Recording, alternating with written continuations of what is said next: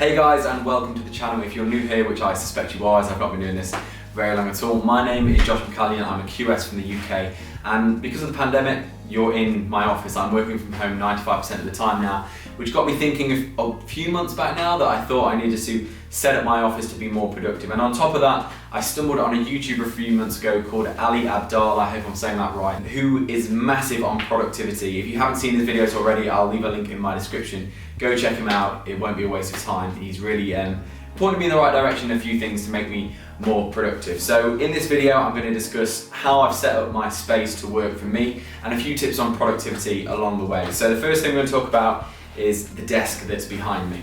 Now, at this point, I'd like to say thanks Gran, because this desk was bought for me by my Gran a few years ago, and she wanted me to get a more traditional style of desk, but I had to be honest with my taste, and we ended up with this one. So this is all reclaimed wood with two metal frames for legs, and it's quite big. I'm a big believer in having a big workspace, or at least that works best for me. It's 1.8 meters or 180 centimeters by 65 centimeters, and I like to be able to, have notepads on one side, kind of getting pencils and notepads out to write notes on one side, and then if I need to read a book, being on the other side of the desk works well for me. Previously I was working on something much smaller, and I did find it difficult to kind of manage the hard drives and the camera gear and everything that I needed on the desk. It just made it a more difficult process. And number two, which is something that's very important also, is the speaker. Now, I was planning on buying some speakers, but I realized that I had these legends still at my parents', buried somewhere in their loft. And I'm not too sure what model they are because they're really, really old, but they have a cassette player, so that gives you some idea of how old they are. But they're still very good speakers, and I've decided I don't really need to spend any money at the moment. I've got them directly linked up to the laptop. While filming this video, I realised I was actually being a bit silly that I was plugging the AUX into the laptop. I've got a little wiring and cable charging setup down there, and I was plugging the AUX into the laptop, and I realised I could just plug it into the screen, so now I don't have to ever remove the AUX, which is another thing on productivity which is helping. Now that brings me on to the charging setup that I have. Now, previous to now, I would have chargers all over the place, having to find batteries, find wires, run around the shop, and finding everything that I need to do. And the focus on productivity is not only increasing the efficiency of things, but actually removing things that slow you down. And I was thinking about, that's only 30 seconds a day, it's not going to actually be too problematic. But then I realised something, and I'm going to refer to my little QS calculator down here. So, say I'm filming all the time, and I need to rotate my camera batteries because I have a Sony and the camera's batteries are terrible. So if we say 90 seconds per day, 90 seconds, minute and a half to go find the wires, take the battery out of the camera, get the drone battery, get my GoPro, bring them all up here, plug them all in, say 90 seconds a day, and that's probably a conservative estimate. If I times that by 365, that equals 32,850 seconds per year. Now if I divide that by 60, that gives me 547.5 minutes a year. Divided by 60 again equals 9.125 hours a year. Now, that might not even seem like that much, but it's just over 9 hours of doing something so menial that if I can set up all my charges in one place, I won't have to use, or I have that time to use elsewhere. And the focus on kind of removing the barriers that slow you down has become something that's really important to my life, because I'm trying to be more efficient. I want to be someone who can produce loads of content, edit loads of videos, etc, etc, and also have time for the other things in life that I love doing. Now, the current desk setup is powered by a HP Pavilion laptop, which, to say the least, I'm not inspired by, but it is a work laptop, as is the BenQ monitor that I brought home. I am going to get something for personal use in terms of editing, because that just can't seem to cope.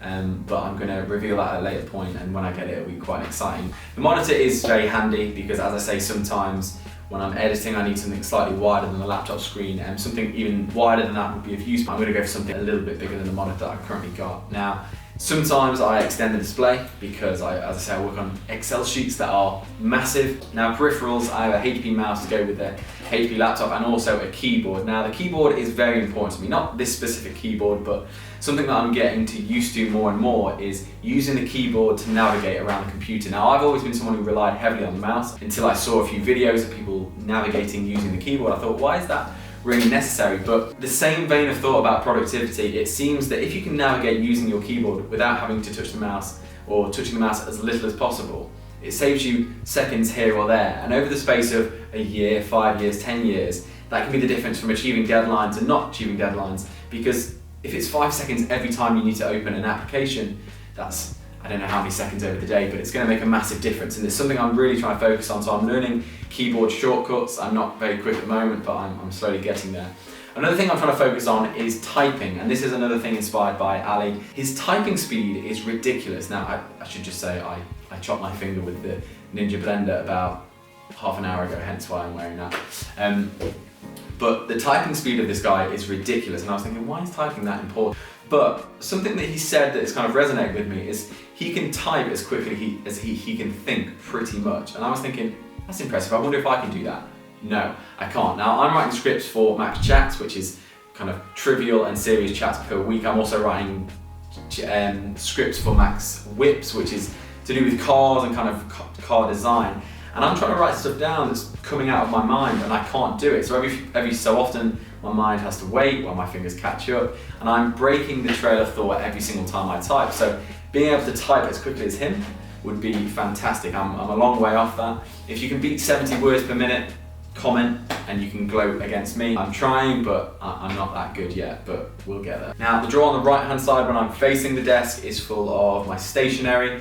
I've got pens, I've got highlighters, I've got a little notepad for when I want to capture kind of information quickly, because one of the ideas of the book that Ali's kind of videos are based off, which is that one just up there, it's by Dave Allen. It's called Getting Things Done, The Art of Stress-Free Productivity, and apparently it's the Bible to do with productivity. So that's well worth reading. I'm about halfway through it. And one of the ideas behind that is your brain is meant to be used for thinking as opposed to remembering. So everything you have, every single thing that you have rummaging around your brain at the moment, whether that's buy a birthday card or buy a new bumper for my car or change my car tyres or even set an alarm for tomorrow morning, if I get that down on paper, then my mind doesn't have to think about it. I'm effectively opening the bandwidth of my mind to do other things like be creative or think about ideas, which is really what our brain should be used for. So having a notepad on hand, which I can just refer to, pen and pencil straight there. In the bottom drawer, I just have full of notepads, USBs, and that's where I also keep my calculator. Now on the right hand side, I have all my camera gear, everything, tripods, gorilla pods, GoPro mounts, mouth mounts, anything camera related I have in there, lenses, everything, because it just makes sense to have it all in one place. The last few things I have on my desk is a plant that I stole from my girlfriend, which I don't think she'll notice. She has plants in every room. She has plants in the kitchen, plants in the lounge, plants in the studio, plants in the office, plants in the bathroom, plants in the bedroom. So I've taken this little succulent, in fact she even has a little succulent farm, but I've taken this little succulent because I think it's nice to have something living in kind of a space where everything else is plastic and dead. Also, I don't know if this is true, but I saw in Ali's video that he said having something green makes you, I can't remember if it's more creative or more productive. I'm not sure if that's true, but I have a little plant. Another thing that I have is the globe, which is just a personal thing for me. I love having globes, I love having maps. When this desk was at home with my parents, I had a big world map up on the wall, and it's pasted to the wall, so it's not something I can bring along here. But I love being able to place countries when they come up in the news or when you're researching them. If you can understand kind of where they sit in the world, you can understand why kind of the culture developed the way it did or the way geography works. For example, do you know the capital of Ghana? I do, it's Accra. Now, if you knew that, well done, well done. If you didn't, buy a globe.